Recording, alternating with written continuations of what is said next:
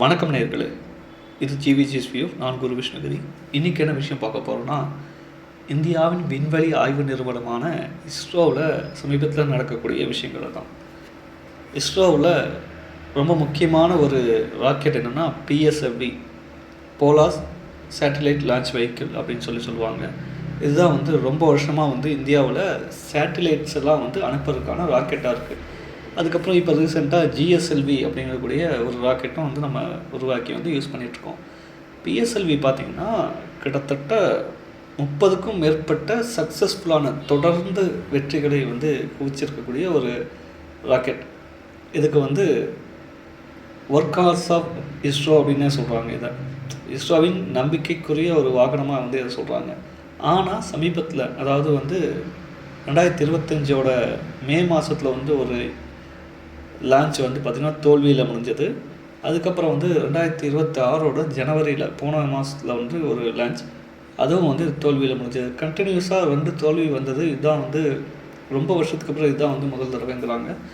இந்த ரெண்டுமே பார்த்திங்கன்னா ஸ்டேஜ் 1, ஸ்டேஜ் 2, ஸ்டேஜ் 3ன்னு இருக்கும். இது 3வது கட்டத்தில், முதல் கட்டம் ஏவுவாங்க, அதுக்கப்புறம் அந்த மாதிரி ஒவ்வொரு கட்டத்தில் போகும்போது 3வது கட்டத்தில் தான் இந்த பிரச்சனை இருக்குங்கிறாங்க. இந்த 3வது கட்டத்தில் பிரச்சனை இருக்குன்னா என்ன காரணம் அப்படின்னு சொல்லிட்டு ஒரு குழு இதுக்காக அனலைஸ் பண்ணிட்டுருக்காங்க. இதில் சாலிட் ப்ரொப்பலண்ட் அப்படிங்கக்கூடிய திட எரிபொருள் தான் பிரச்சனை அப்படிங்கிற மாதிரி ஒரு தகவல் வெளியாச்சு. இது சாதாரணமான யூஸ்வலான ஏதோ ஒரு பிரச்சனை அப்படின்னு தான் எல்லோரும் நினச்சிட்டு இருந்தோம். ஆனால் இந்தியாவின் தேசிய பாதுகாப்பு ஆலோசகரான அஜித் தோவல் உள்ளே இறங்கினார். அதுக்கப்புறம் தான் எல்லாருடைய புருவங்களும் உயர தொடங்குச்சு. எதுக்காக அஜித் தோவல் இங்கே வர்றாரு அப்படின்னு சொல்லிட்டு, கேரளாவில் இருக்கக்கூடிய திருவனந்தபுரத்தில் இருக்கக்கூடிய இஸ்ரோ ஸ்டேஷனுக்கு அவர் யாருடைய எந்த ஒரு வெளியே சொல்லிக்காமல் மர்மமான முறையில் சீக்கிரட்டாக போகிறாரு. பக்கத்தில் இருக்கக்கூடிய ஒரு பேக்கரிக்கு கூட அவர் போயிட்டு வந்த அந்த ஃபோட்டோஸ்லாம் வீடியோஸ்லாம் வந்துச்சு. அவர் போயிட்டு இந்திய பிரதமர் மோடி அவர்களுக்கு ஒரு ரிப்போர்ட் கொடுத்துருக்காரு. இது சதி வேலைகள் இருக்கலாம், நாச வேலைகள் இருக்கலாம், உள்ளுக்குள்ளே ஏதாவது ஒரு கருப்பு ஆடு இருக்கலாம்னு சொல்லிட்டு அஜித் தோவல் சொல்லியிருக்காரு. அதுக்கப்புறம் பிரதமர் ஒரு உத்தரவிட்டிருக்காரு. அதன் அடிப்படையில் புதுசாக ஒரு குழு நியமிச்சிருக்காங்க. அந்த புது குழுவில் யார் இருக்காங்கன்னா, விஜயராகவன் அப்படின்னு சொல்லிட்டு இந்தியாவினுடைய முன்னாள் அறிவியல் ஆலோசகர், யாருக்குன்னா பிரதமருக்கு அறிவியல் ஆலோசகர் அவரும், முன்னாள் இஸ்ரோ சேர்மனான சோம்நாத் அவர்களும் அந்த குழுவில் இருக்காங்க. இந்த குழு பார்த்திங்கன்னா இதுதான் ஃபஸ்ட் டைம்ங்கிறாங்க. இஸ்ரோவில் நடக்கக்கூடிய பிரச்சனைகளை ஆராய வெளியிருந்து ஒரு குழு நியமிக்கிறது இதுதான் ஃபஸ்ட் டைம் சொல்கிறாங்க.